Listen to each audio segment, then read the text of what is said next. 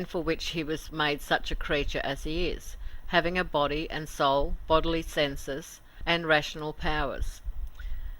For this is he placed in such circumstances as he is, and the earth is given him for a possession.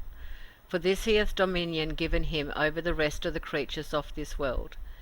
For this the sun shines on him, and the moon and the stars are for signs and seasons to him, and the rain falls on him, and the earth yields him her increase. All other ends of man are subordinate to this. There are inferior ends for which man was made. Men were made for one another, made for their friends and neighbours, and for the good of the public. But all these inferior ends are designed to be subordinate to the higher end of glorifying God, and therefore man cannot be actively useful, or actively answer any purpose otherwise than by actively glorifying God, or bringing forth fruit to God. Because 1. That is not actively useful which doth not actively answer its end. That which doth not answer its end is in vain, for that is the meaning of the proposition, that anything is in vain. So that which doth not actively answer its end is, as to its own activity, in vain. 2. That is, as to its own activity, altogether useless, which actively answers only subordinate ends, without answering the ultimate end. And that, because the ultimate end is the end of subordinate ends. The notion of a supreme end is, that it is the end of all inferior ends. Subordinate ends are to no purpose, only as they stand related to the highest end. The very notion of a subordinate end is, that it is in order to a further end. Therefore these inferior ends are good for nothing, though they be obtained, unless they also obtain their end. Inferior ends are not aimed at for their own sake, but only for the sake of the ultimate end. Therefore he that fails of his great end of all, doth as much altogether fail of his end, and is as much to no purpose, as if he did not obtain his subordinate end. I will illustrate this by 2 or 3 examples. The subordinate end of the underpinning of an house is to support the house, and the subordinate end of the windows is to let in the light. But the ultimate end of the whole is the benefit of the inhabitants. Therefore, if the house be never inhabited, the whole is in vain. The underpinning is in vain, though it be ever so strong and support the building ever so well.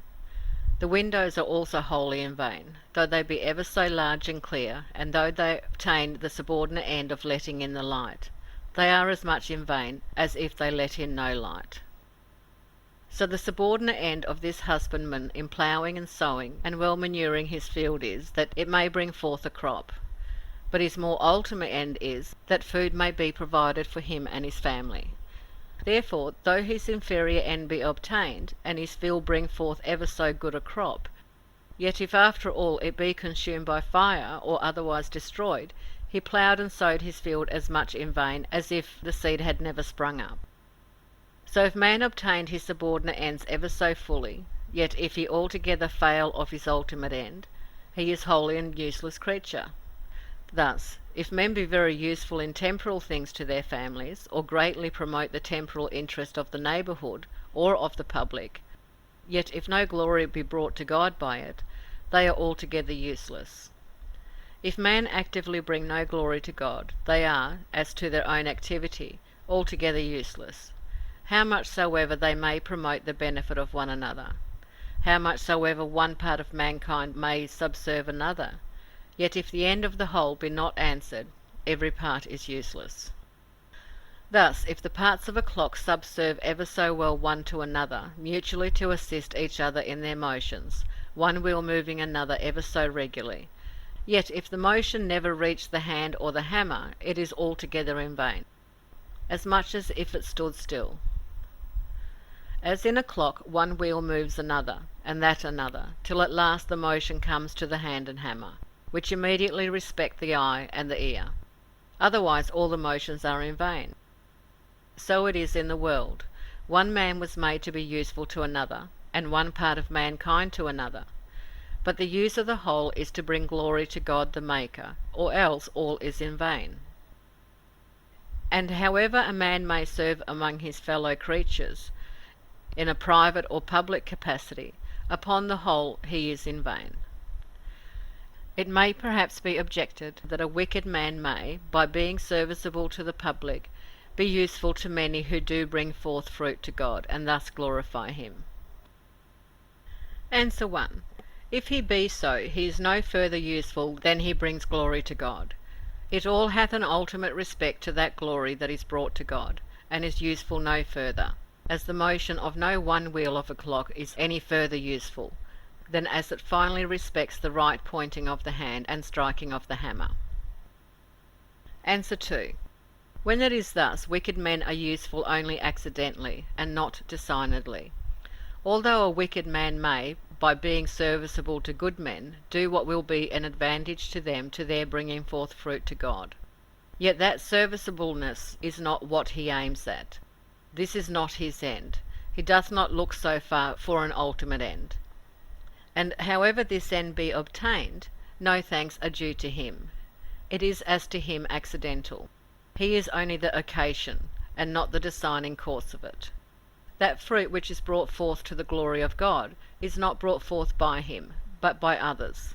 The usefulness of such a man, being not designed, is not to be attributed to him as though it were his fruit.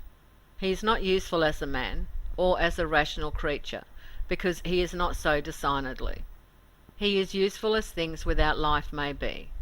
Things without life may he useful to put the godly under advantages to bring forth fruit, as the timber and stones with which his house is built, the wool and flax with which he is clothed.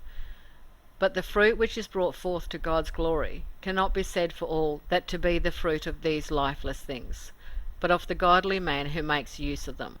So it is when wicked men put the godly under advantages to glorify God, as Cyrus and Artaxerxes and others have done. 3. If men bring not forth fruit to God, there is no other way in which they can be useful passively, but in being destroyed. They are fit for nothing else. 1. They are not fit to be suffered to continue always in this world. God suffers them to live for the present, but it is only for a certain season. They are here in a transitory state. It is not fit that this world should be the constant abode of those who bring forth no fruit to God. It is not fit that the barren tree should be allowed always to stand in the vineyard. The husbandman lets it stand for a while, till he digs about it, dungs it, and proves it to be incurable, or till a convenient time to cut it down come. But it is not fit that such a tree should stand here always. It is not fit that they who bring forth no fruit to God should be suffered to live always in a world which is so full of the goodness of God, or that his goodness should be spent upon them forever. This world, though it is fallen, and is under a curse, and is a miserable place to what it once was, yet is full of the streams of divine goodness. But it is not fit that those who bring forth no fruit to God should always be continued in partaking of these streams. There are these 3 different states. A state wherein is nothing but good, which is the state of the blessed in heaven. A state wherein is a mixture of good and evil, which is the earthly state. And a state wherein is nothing but evil, which is the state of eternal destruction and damnation. Now they that bring forth no fruit to God are not fit for either of the former. It is not fit that they should be continued in the enjoyment of any of the goodness of God. It is not fit that an unprofitable, unfruitful creature, who will not glorify his Creator, should always live here to devour the fruits of the earth and consume the fruits of the divine bounty, to have the good things of this life, as God's wool and his flax, and his corn and wine and oil, spent with him in vain. While a man lives in this world, the other creatures of the world are subjected to him. The brute creatures serve him with their labour and with their lives. The sun, moon, and stars, the clouds, fields, and trees, all serve him. But it is not fit that these creatures should always be made to serve him who brings forth no fruit to the Creator. Why should God always keep his creatures in subjection to that man, who will not be subject to him? Why should the creation be always kept in such bondage as to be subject to wicked men? The creatures are made subject to vanity for a little time. God hath subjected them to wicked men, and given them for their use.